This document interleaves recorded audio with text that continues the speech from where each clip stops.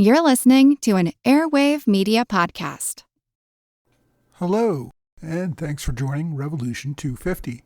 This is where we remember events that took place 250 years ago this week.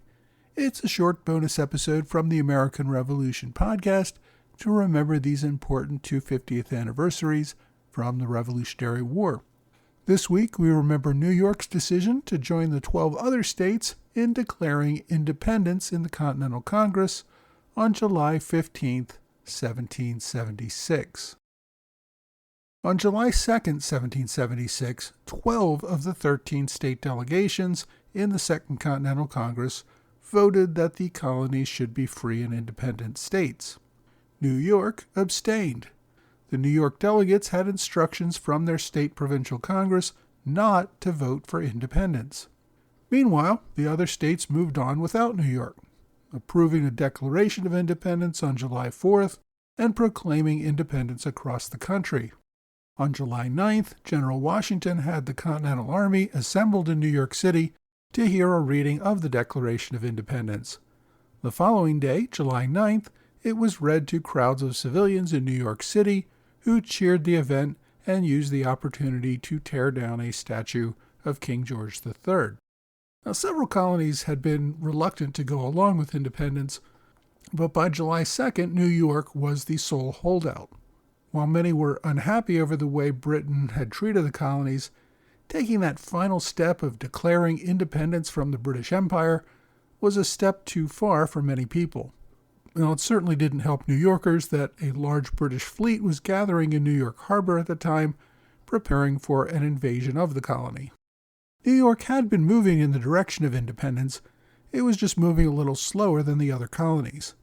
On May 27th, the New York Provincial Congress had voted that the colonial government was dissolved and that the people had the right to form a new state government. On June 4th, the Provincial Congress received a petition from the working people of New York calling on the Congress to support independence and to give its delegation to the Continental Congress approval to vote for independence. The Provincial Congress refused to act. Many of the Continental Congress delegations had returned home in June to get permission to vote for independence. New York was the only state to refuse.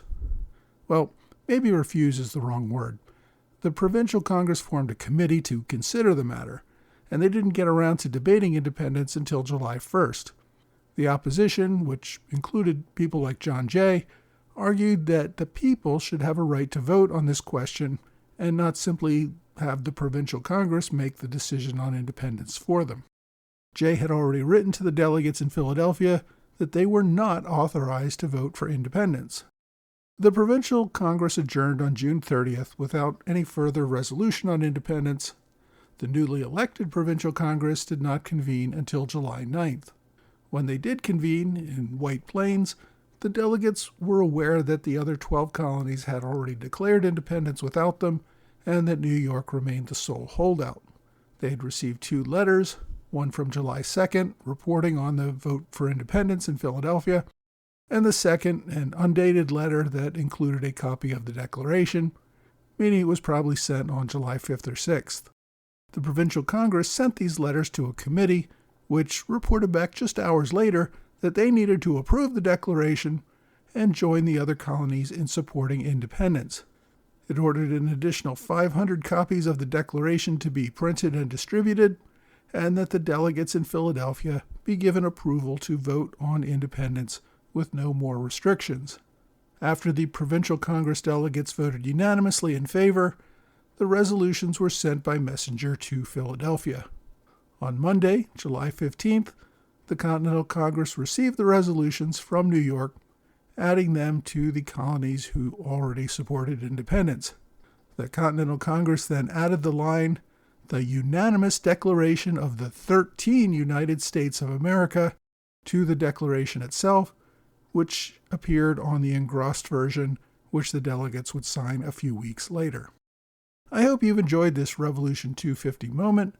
For more context on this story, check out episode 99 of the American Revolution podcast, which you can find at blog.amrevpodcast.com. And please subscribe for free to the whole podcast on whatever platform you like. Thanks again for listening to this Revolution 250 moment on the American Revolution podcast.